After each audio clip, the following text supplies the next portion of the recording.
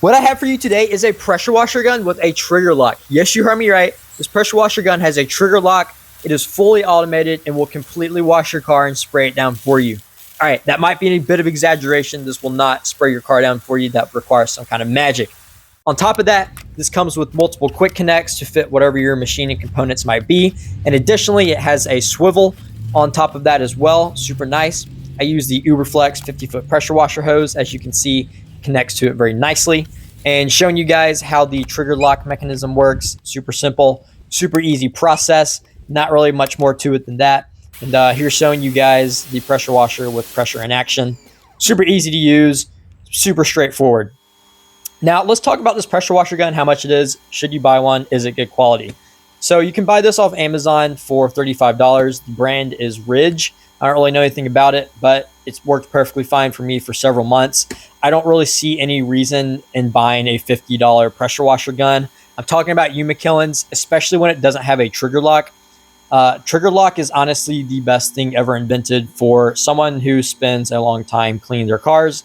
I'm not a car detailer for a living, but I do it as a hobby, and my hand typically starts to hurt after about 2 or 3 minutes of holding the trigger down, and this fully alleviates all of that pain.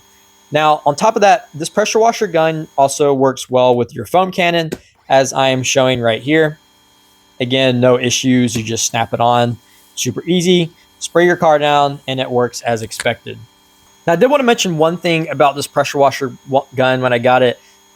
It was leaking really bad when I first hooked up the quick connects and all of that. And I was like, wow, this is a cheap product. Like, you get what you pay for. However, I realized that I didn't have it screwed in tight enough. I know, dumb, stupid, rookie mistake.